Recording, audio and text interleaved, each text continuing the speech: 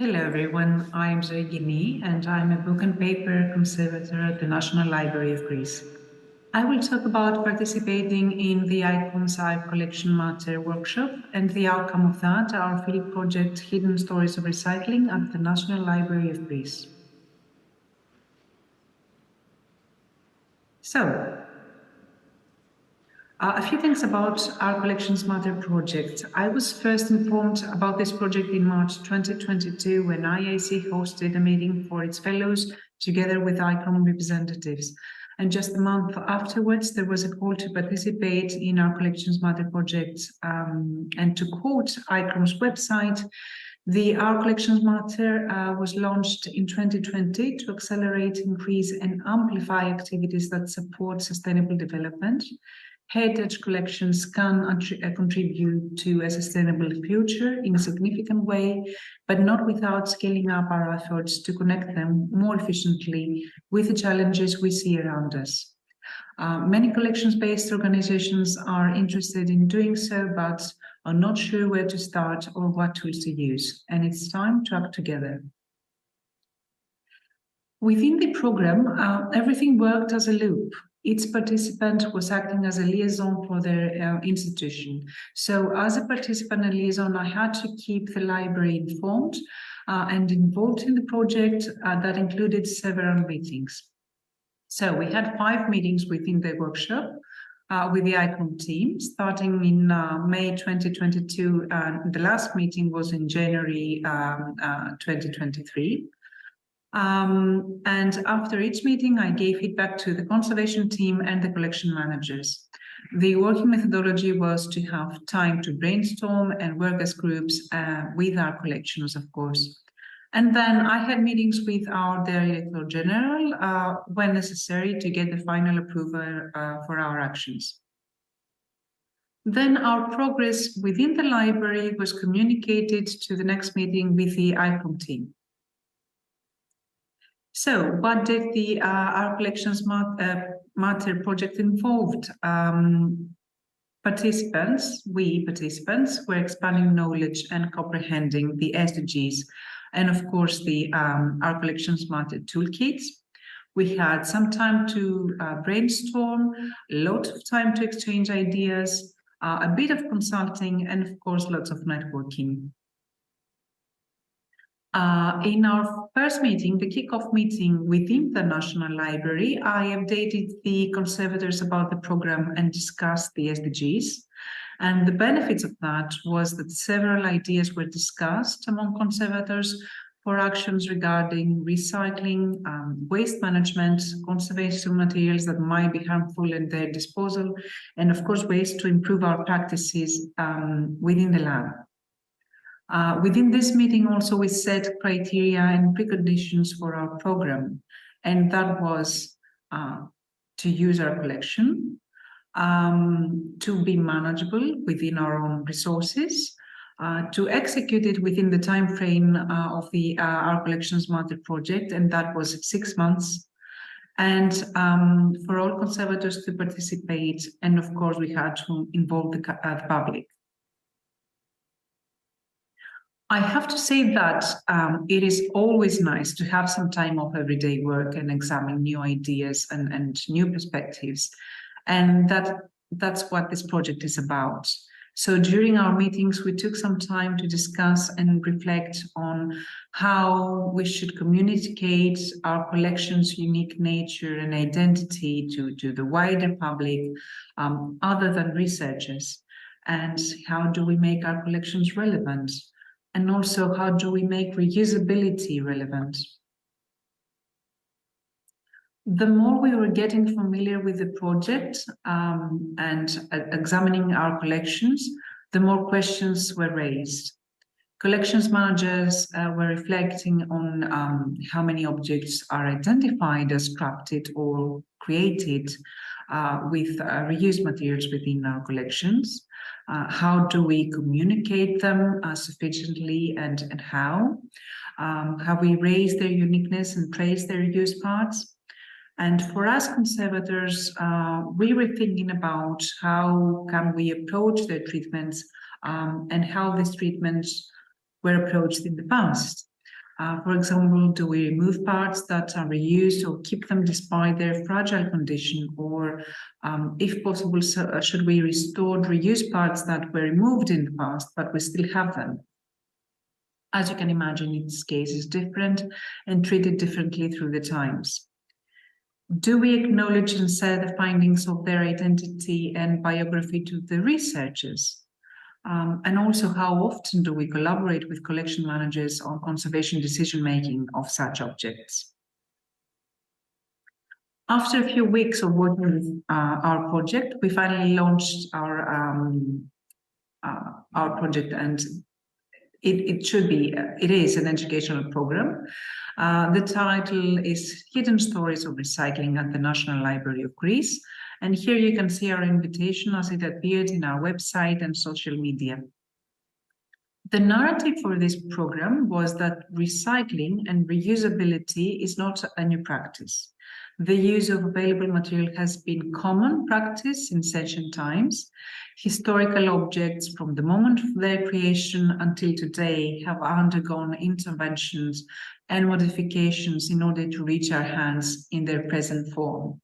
So the audience, the public, would have the chance to visit the Conservation Lab at the National Library, where the conservators would present ways of reusing and recycling materials in historic objects, such as manuscripts, rare books, and archives, and also explain the approach to their conservation treatment.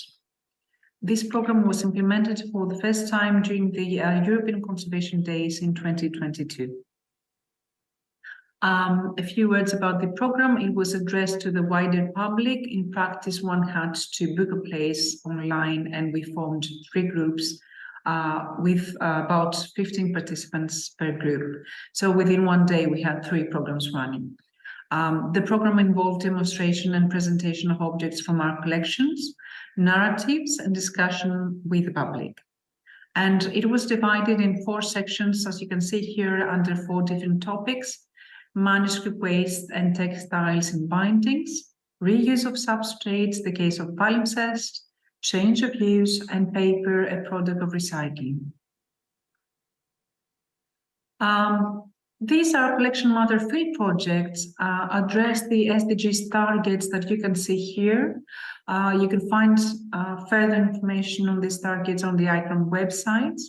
And I have to say that working with the SDG targets helped us to form our project, seek for interconnections, and also identify gaps and areas of improvement. So, in our conservation lab, we had prepared 4 stations for the audience to visit, one of each topic of discussion. So starting with our first station in the lab, we explained how historic objects are products of time. Even before the invention of printing, but especially during the first century of binding, printing books, the need for raw materials in book binding was high, and as a result, bookbinders often used scraps from manuscripts, known as manuscripts waste, to bind books. It was more practical and, of course, economical to recycle pieces of existing bindings, such as parchment, paper, and cloth, rather than buy new materials. So manuscript scraps were commonly used in book binding as spine linings, end leaves, boards, and book covers. Often these leaves had the original writing on, with an easy-to-read text that enables to identify the origin of the text. This category also includes large parts of discarded book bindings, such as cover of volumes that have been placed on new ones, possibly of a different content but of similar dimensions. For example, you can see here on the top left a part of an Islamic binding used as a board to a Greek gospel. And this station, this part also included books with in which fabrics from other objects, such as vestments, have been used as covering material, as you can see in this case of the 3 rare books. The textiles could vary, of course, from a nice brocade to cheaper cotton ones. As you can see, we had plenty of books for our audience to see and explore and discuss further on that afterwards. But the next station was one of our magnificent palimpsest manuscripts dating in the 15th century. After explaining the reuse of parchment, we have used the portable microscope to show them how we examine the manuscript in visible and UV light using, in this case, a dyno microscope. In this case, the handling of the object, of course, was only performed by conservators. In our third station, we talked about paper and its manufacture, because people are not aware about historic paper and how in Europe was actually made out of rags.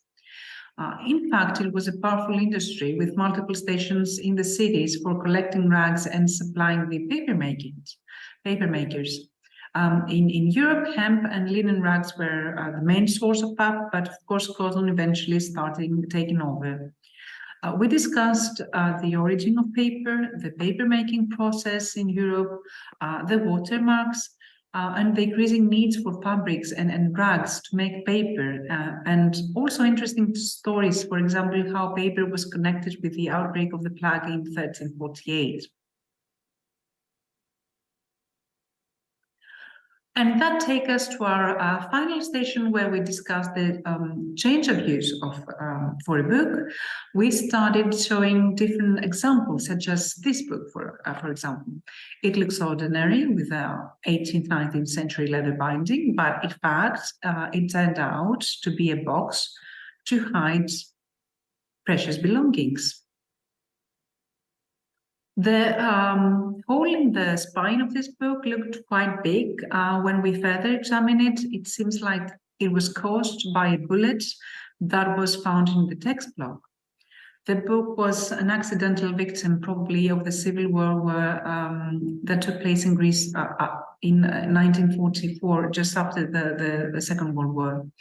And then we talked a bit about institutions making book barriers on windows and doors during war periods. In this document here, the handwriting belongs to an important collector, an archivist, and holds important information of an archive, but it was actually written on a butcher's paper.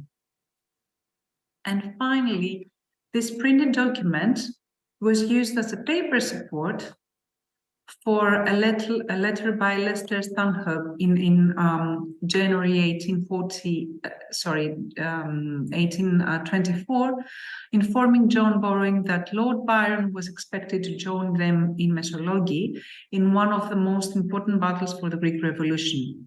For the record, Byron died in Mesologi a few months after. So after these different demos, we asked the public to tell us other uses of books, uses that they could think of.